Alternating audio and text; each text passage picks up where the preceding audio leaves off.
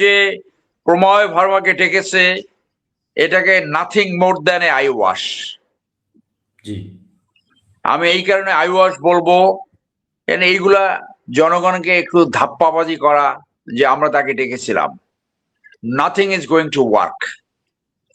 যদি এই সন্ত্রাসী পালিয়ে যেয়ে থাকে এবং পালিয়ে আবার প্রণয় ভার্মাকে ডাকছে, মানে ওনাদেরই তো আমরা যদি পালিয়ে যেয়ে থাকে, পালিয়ে যাওয়ার সম্ভাবনা অত্যন্ত বেশি। আমার ব্যক্তিগত নলেজে রয়েছে যে এখানে বাংলাদেশে কিছু অঞ্চল আছে 2,500 টাকা দিলে ইন্ডিয়াতে যাওয়া যায়, আবার চাকরিটা করে বিয়ে টিয়ে করে তারপর আবার ফেরত আসে, তখনও 2,500 থেকে 5,000 টাকা দিলে আবার বাংলাদেশে ফেরত আসতে পারে। কোনো পাসপোর্ট লাগে না, কোনো ইমিগ্রেশন কন্ট্রোল নাই। এরকম মিনিমাম 5 থেকে 7 স্পট আছে। আপনি দেখেন নাই, অনেকেই বলছে যে আমরা কিভাবে গেছে। এই যারা ইন্ডিয়াতে গেছে কেউ কি প্রপার হইতে গেছে? সবই তো এইভাবে গেছে। কাউকে র নিয়ে গেছে, আর কেউ এইরকম এই যে ইনফর্মাল যে সিস্টেম, সেই সিস্টেম এটা তো স্বাধীনতার পর থেকেই বহল। যে কোনো আপনি লোক পাঠান না, এখানে আপনি দালাল ধরেন, দেখবেন যে কালকে ইন্ডিয়া চলে গেছে, কোনো অসুবিধা নেই। ইন্ডিয়া থেকে তারপর দিন দুবাই, তারপর দিন দেখবেন যে লন্ডনে চলে গেছে, আপনার সাথে যে চা খাইতে চায়ের দাওয়াত দেবে আপনাকে। এই একেবারে নর্মাল। তার মানে দিস রিফ্লেক্টস যেতে পারবে। তো দিস রিফ্লেক্টস যে এই হত্যাকাণ্ডের সাথে আওয়ামী লীগ এবং ইন্ডিয়া জড়িত। যদি ফেরত না দেয়, যদি সে যে থেকে তাকে ফেরত দেবে, আমি একেবারে বলতে পারি 0+0, তাকে কোনোদিন ইন্ডিয়া ফেরত দেবে না। যেমন অন্য আলোচনায় বলছি, শেখ হাসিনাকে কোনোদিনও ফেরত দেবে না। এই মৃত্যুদণ্ডপ্রাপ্ত কামাল স্বরাষ্ট্রমন্ত্রী ছিল, কোনোদিনও ফেরত দেবে না। সো এইটা আসলে কিছুই না। তো তারা করেছে কারণ আপনি দেখছেন এখন যে আওয়ামী লীগের বা নেতাকর্মীদের কথা টোন চেঞ্জ হয়ে গেছে, খেয়াল করছেন? কারণ তাদের কাছে মেসেজ যাচ্ছে, কিছু মেসেজ তো আমরাও পাই যে তারা আসতেছে। এটা কিছুই না। এই আওয়ামী লীগেরও পতন, এই অন্তর্বর্তীকালীন সরকারের পতন হবে, এবং যারা ক্ষমতা আসছে তাদেরও পতন হবে। And they will come back, মানে ফ্ল্যাগ উড়ে উড়ে তারা চলে আসবে। এবং তাদের কথাবার্তা এটা আপনি রিফ্লেকশন পাবেন, টোন চেঞ্জ হয়ে গেছে। কিন্তু ইকবাল করিম ভুঁইয়া উনি তো ফেসবুকে স্ট্যাটাস দিলেন, ওনাকে কেন গ্রেফতার করা হবে? তাদের ফেসবুক গ্রুপ আছে, সব গ্রুপ আছে।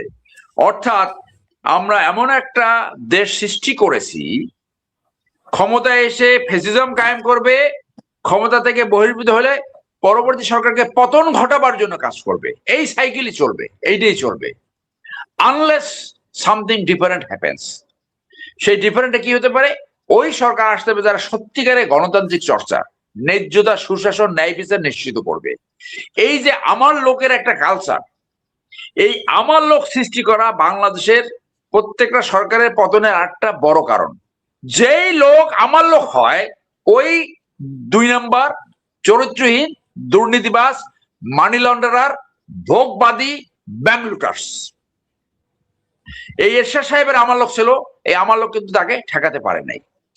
হাসিনার আমার লোক ছিল, হাসিনার অনেক বাহিনী টাহিনী ছিল, হাসিনা কিন্তু ঠেকাইতে পারে নাই। এই অপদার্থ নেতৃত্ব সবসময় আমার লোক খুঁজে। দয়া করে আমার লোক খুঁজেন না, দক্ষতা, যোগ্যতা, সততা, দেশপ্রেমিক খোঁজেন। তারাই আপনার লোক হবে, তারাই আপনাকে প্রোটেক্ট করবে, যেটা প্রেসিডেন্ট জিয়া করেছিল। এই আমার লোক কারা খোঁজে? জঘন্য নেতৃত্ব, অপদার্থ নেতৃত্ব সবসময় এই আমার লোক খোঁজে। এই আমার লোকের কালচার থেকে বেরিয়ে আসতে হবে যদি দেশকে বাঁচাইতে চান, যদি আবার এই রেভলিউশনের ভিতরে না যান। এই শুধু এইটুকুই বললাম। আমি ফেরদৌসের সাথে কথার সাথে একটু দ্বিমত পোষণ করব। General Jahangir is a very professional এবং ভেরি অনেস্ট পারসন,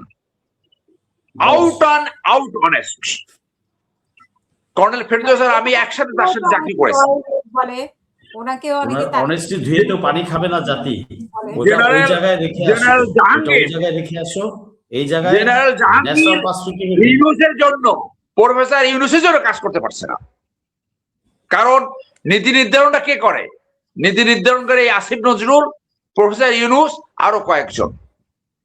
বাড়ি ধুয়ে পানি খাওয়া না, এটা উপরের কথা। আপনার ওপিনিয়নকে আমি সম্মান করি, কিন্তু আমি দ্বিমত পোষণ করি। General Jahangir has the capacity to run this country. এই ইউনুসকে বাদ দিয়ে যদি তাকে আনা হইতো, তাহলে দেশের সে ভালো চলতো। Because I have seen him very closely. তিনি কাজ করতে পারছেন না, তিনি কাজ করতে পারছেন না। তার মেরুদণ্ড অত্যন্ত সোজা, তার হিউম্যান কোয়ালিটি এত উচ্চে, বাংলাদেশে 1% মানুষ তার মধ্যে হিউম্যান কোয়ালিটি আছে কিনা আমার সন্দেহ আছে। একটা কোথাও সুপারিশ করে নাই, তার সুপারিশ এক নাই। এখন মানুষ আশা করে একেবারে বাংলাদেশ একদিনে বেহেশত হয়ে যাবে, সেইটা হবে না। সেই পলিসিটা নেওয়া হচ্ছিল প্রফেসর ইউনূসের। সেই প্রফেসর ইউনূসের উচিত ছিল একটা রেভলিউশনারি সরকার গঠন করা। আপনি করবেন চারিদিক দিয়ে লুটপাট। আপনি দেখবেন ভবিষ্যতে এই অন্তর্বর্তী সরকারের যদি কোনো অনেস্ট অ্যাডভাইজার থাকে, দ্যাট ইজ জেনারেল জাহাঙ্গীর। আর বাকি অনেকের বিরুদ্ধে তো দুর্নীতির আমরা কথা শুনছি। অনেকের চেহারা এখন নাদিস নুদুস হয়ে গেছে, উপরে তৈল 1 ফোঁটা ফেলাবেন, পায়ের নিচে আপনি 4 ফোঁটা তৈল পাবেন। বুঝেন নাই? এখন স্যার রাগ হয়ে বলতেছে, উনি তো মানে কোরামিন চাচ্ছে, এখনই সবকিছু ঠিক করে ফেলাবে। এখনই সব ঠিক করতে হলে পলিটিক্যাল পার্টিগুলো ঠিক করতে হবে। পলিটিক্যাল পার্টি দুর্বৃত্তের বাইরে এসে জবাবদিহিতামূলক সংস্কার করতে হবে, গণতান্ত্রিক চর্চা করতে হবে। আদারওয়াইজ কোনোদিন ঠিক হবে না। এই আপনি যা খুশি তাই তাকে বলতে পারেন, আমি তাকে বলবো না। He is a person out and out is ready for the performance of the assignment, কিন্তু পারছে না। আমি সেইভাবে দেখি, আমি জানি, আমার সাথে কয়েকবার কথাও হয়েছে। তো এখন আপনি আশা করেন বাংলাদেশে একসাথে এখন সৌদি আরব হয়ে যাবে। সৌদি আরব হইতে হইলে ইউনুসকে হইতে হবে, তাদেরকে আগে হইতে হবে। আইন শৃঙ্খলা পরিস্থিতি ওখানে যেতে হইলে বিচার ব্যবস্থা আগে ঠিক করতে হবে। বিচার ব্যবস্থা পুলিশ ধরে, এই যে আপনারাই বলতে সব ছেড়ে দেয়। এই যে আবার বলে ওই লয়ার, ওই বীর কায়সার কামালের যত অপরাধী সন্ত্রাসী তারা তো তার কাছে যাবেই, কারণ আমাদের বিচারকরা এত উইক, তার চেহারা দেখলে জামিন দিয়ে দেয়। আগে আওয়ামী লীগের সময় যা হইতো। তাহলে দুর্বলতা কোথায়? দুর্বলতা হয়েছে ব্যবস্থাপনায়। বিচার ব্যবস্থা যে স্বাধীনতা, আপনি স্বাধীনতা 100 বার লেখেন, স্বাধীনতা হবে না যদি বিচারক নিয়োগ সঠিক না হয়। বিচার ব্যবস্থা ধ্বংস হয়েছে রাজনৈতিক পেনিট্রেশনের জন্য। রাজনৈতিক সুপারিশ যদি আপনি বন্ধ করতে না পারেন বিচারক নিয়োগ এবং অ্যাটর্নি নিয়োগে, তাহলে বিচার ব্যবস্থা ধ্বংস হবে।